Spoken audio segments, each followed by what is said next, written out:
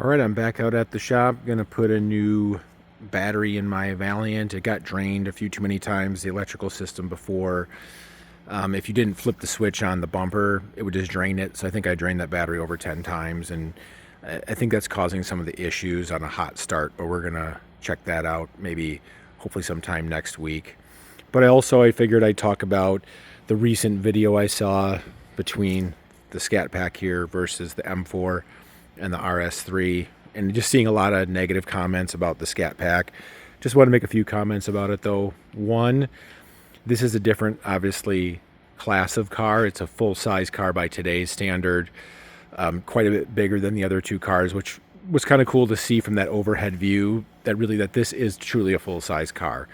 I'm 6'5", and I have the seat pretty much all the way back, but behind me a full-size passenger over 6 feet can sit in the seat, versus even in the previous generation of the Charger, if I had that seat all the way back, no one really was going to be sitting behind me except for maybe like a small child.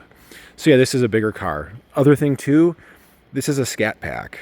I think everyone's kind of comparing it to a Hellcat because it can kind of put up Hellcat numbers, especially with a piggyback tune. You know, we're seeing that already. Satira's doing like 11.4 with theirs on the street.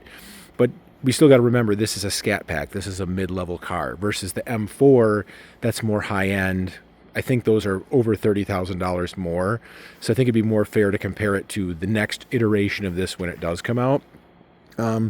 People are commenting about the weight. Yes, it is probably a little heavy. Mine is around 4,800 pounds. Not too bad. You know, if you look at the the Pursuit version of the previous generation, the all-wheel drive version, that was about 4,500 pounds. Now that was with the 5.7, so this engine probably is a little bit lighter. So maybe they could do a little bit of work there, but I see people saying, oh, you got to shave 1,000 pounds out of it. That's totally ridiculous.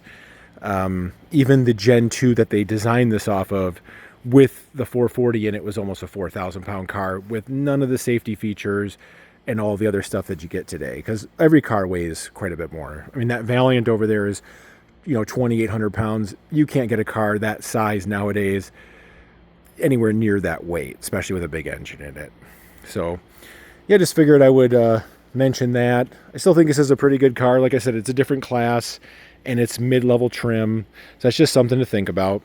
And when it comes to size, this car is actually an inch shorter than the Gen 2 they modeled it after, but it's actually 3 inches wider. You can kind of see that with the wide body kit here, and you can see the sweeping on the side, very similar to Gen 2.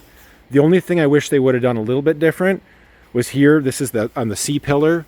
This is the flying buttress style C-pillar, if you remember on the classic ones.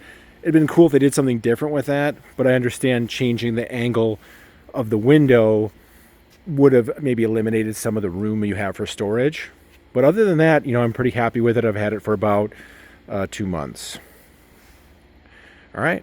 Well, that's it for this one. Thanks.